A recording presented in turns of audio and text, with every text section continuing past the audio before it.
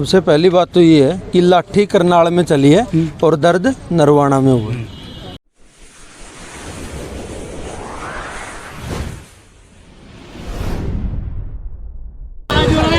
तो दोस्तों आपने देख लिया जिस प्रकार से करनाल के अंदर जो बर्बरता हुई है, किसानों के ऊपर लाठीचार्ज हुआ है, अत्याचार हुआ है, किसानों की बर्बरता जो दशा है देख कल जिस प्रकार से खून से लथपथ हुए किसान, उसके बारे में हर जगह पर प्रदर्शन किया जा रहा है और पूरे हरियाणा के अंदर जाम कर दिया गया था। तो आप देख सकते हैं नरवाना के अंदर भी ऐसा कुछ वाक्य देखने को मिला और हर गाँव में हर जो टोल प्लाजा था वहाँ पर भी जाम लगाया गया। तो यहाँ पर हम आपको दिखाने वाले हैं जो नरवाना का लघु सचिवालय है, यहाँ पर भी किसान काफी संख्या में पहुंचे और विरोध प्रदर्शन किया गया। क्या कुछ मांगे थी, क्या कुछ बातें थी, एसडीएम साहब को सौंपा गया। किसान आंदोलन के अंदर जो महिलाओं की भागीदारी हो कितनी है ये भी हम आपके सामने दिखाने वाले हैं। आप देख सकते हैं डिम्पल जी है, ये इतने झंडे और डंडे उठाए हुए हैं, तो ये देख सकते हैं आखिरी तक इनका संघर्ष जारी है। तो ये मतलब महिलाओं की शक्ति है। तो क्या कुछ कहना है जी आज जिस प्रकार से आज जो प्रदर्शन किया गया करनाल की जो घटना घटी है उसके बारे में जी? ये जो कल सरकार ने जो ड्रामा करनाल के अंदर किया है, ये पूरे प्रदेश के अंदर आज संयुक्त किसान मोर्चे की आह्वान था कि पूरे देश के अंदर और प्रदेश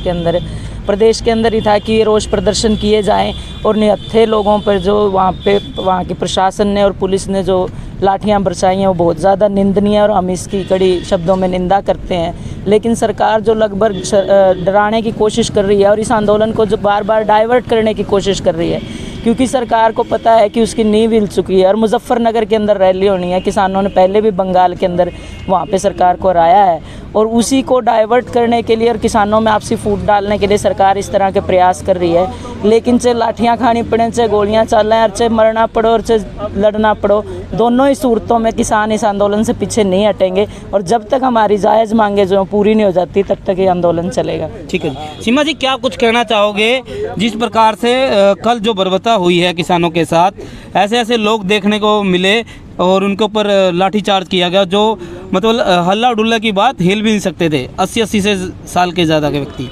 ये जो है सरकार की सोची समझी साजिश है। जैसा कि आप सबको पता है, इस सरकार को भी पता है कि यूपी के अंदर 5 तारीख में मुजफ्फरनगर के अंदर हमारी महापंचायत होने जा रही है और ये इनकी सोची समझी साजिश थी ताकि हम लोगों के ऊपर लाठीचार्ज करें और लोग यहीं घेराव करें और हद से ज़्यादा लोग यहीं पे रुकें और यहीं पे रहें। लेकिन हमारे आगू नेता बहुत ही सोच समझ के बड़े सुलझे हुए विचारों के हैं, जिसके एक ही कॉल के ऊपर हमने पूरे भारत को बंद कर दिया, जिसका परिणाम आपने देखा भी है और मजबूरन सरकार को झुकना पड़ा। लेकिन जीत फिर भी किसान की हुई और जो हमारे साथियों को लाठी डंडों से पीटने के बाद भी सरकार ने उन्हें अरेस्ट किया था, उनको मजबूरन उन्हें छोड़ना पड़ा। इसलिए मैं सरकार को यही चेताना चाहती हूँ कि आप कितने भी हथकंडे अपनाए, लेकिन ये किसान न तो झुकेगा और न ही रुकेगा जब तक अब ये काले कानून रद्द नहीं हो जाते, हमें एमएसपी का गारंटी का मूल्य समर्थन मूल्य नहीं मिल जाता। हम अपने संघर्ष में ऐसे ही लगे रहेंगे, चाहे इसमें हमें अपनी जान की कुर्बानी क्यों ना देनी पड़े। ठीक है तो साहब क्या कुछ कहना चाहोगे जिस प्रकार से क्या ये खेल खेलता रहेगा जी, जिसमें किसानों के ऊपर बार बार ये लाठीचार्ज की जाती है और जो सरकार है बार बार ऐसे प्रोग्राम करती है, क्या ये खेल ऐसे ही चलता रहेगा जी? सबसे पहली बात तो ये है कि लाठी करनाल में चली है और दर्द नरवाना में हुआ है। यानी हमारे वो जो भाई उनके साथ जो ये व्यवहार किया गया। दूसरी बात ये है कि ये सब प्लानिंग है। अच्छा जी। क्योंकि कई बार ऐसे प्रोग्राम हुए, उनमें ऐसा क्यों नहीं हुआ, ऐसा अब क्यों हो रहा है, ये सब प्लानिंग है। जैसे 2016 में एक आंदोलन चला था, वो हफ्ते तक ठीक चला, लेकिन उसके बाद प्लानिंग के मुताबिक उसको ख़राब किया गया।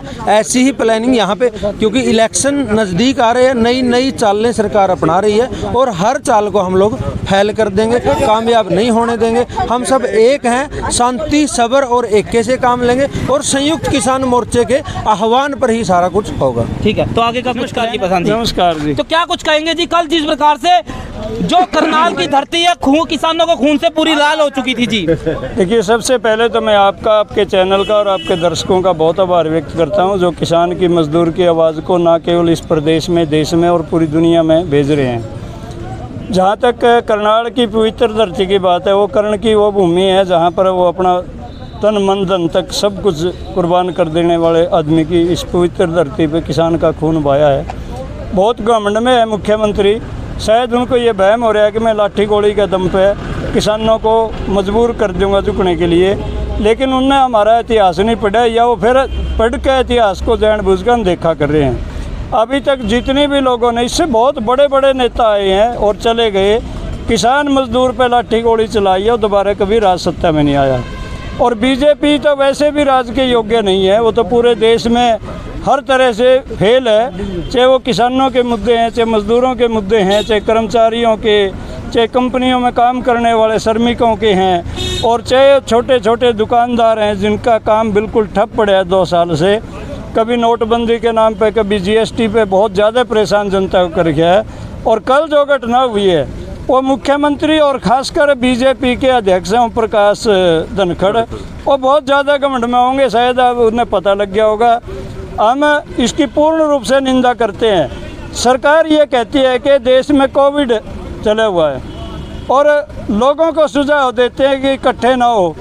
भाई आप क्यों इकट्ठा कर रहे हो? फिर वर्चुअल मीटिंग भी हो सकती है, कोई ज़रूरी थोड़े है करनाल में सारे लोगों को बुला के इकट्ठा करके और करनाल की जनता को परेशान करना, पूरे किसान मजदूर को हरियाणा में देश में परेशान करना, ये ज़रूरी नहीं है। बल्कि उन्हें वर्चुअल मीटिंग करनी चाहिए थी और वातावरण को बिगाड़ना चाहते हैं। लेकिन हम किसान डटे हुए हैं, डटे रहेंगे। हम ना मरण से कभी डरे हैं, ना चोट से कभी डरे हैं, किसी भी सूरत में पीछे नहीं हटेंगे।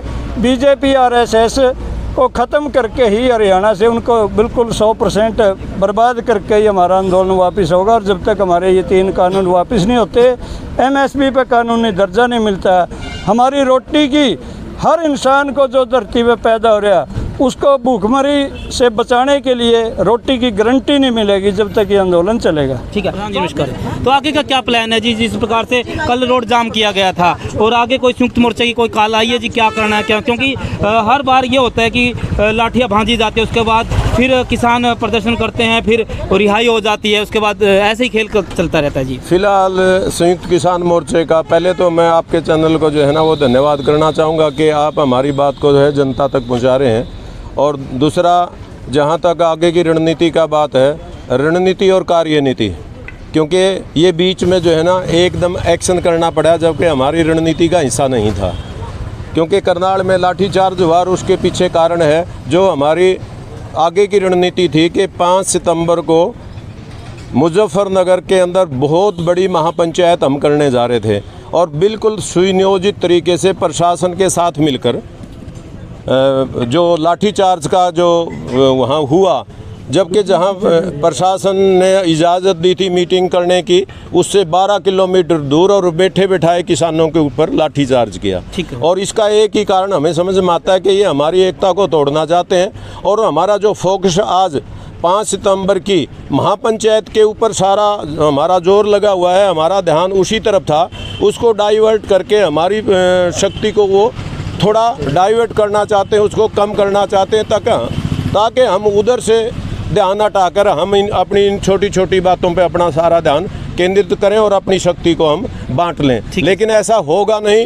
ये उनके ताबूत में आखिरी कील भी साबित होगी जो अत्याचार जनता पे, गरीब जनता पे नियत है, किसानों पर।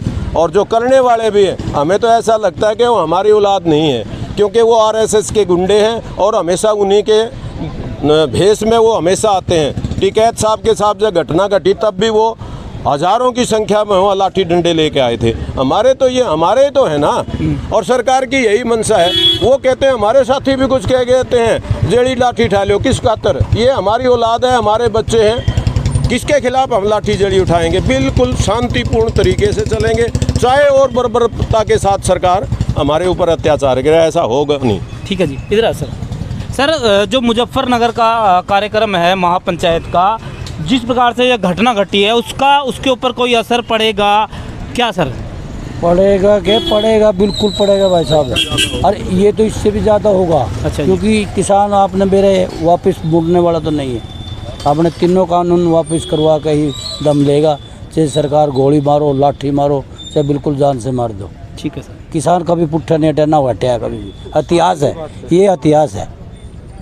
तो आप देख सकते हैं नरवाना के लघु सचिवालय में सभी किसान बद्दवाड़ा टोल से आए थे, विरोध प्रदर्शन किया गया पूरे नरवाना के अंदर, और प्रदर्शन करते हुए अब यहाँ पहुँचे थे। एसडीएम साहब को ज्ञापन भी दिया गया और 4 तारीख को जिस प्रकार से जेजेपी पार्टी के कुछ मंत्री वहाँ पर आ रहे हैं तो उनको रोकने के लिए और एक मैसेज देने के लिए यहाँ पर एसडीएम साहब को एक सूचना भी दी गई। एनजी न्यूज़ की खास रिपोर्ट नरवाना से, स्पेशल हरियाणा, वंदे मातरम, जय हिंद, जय भारत।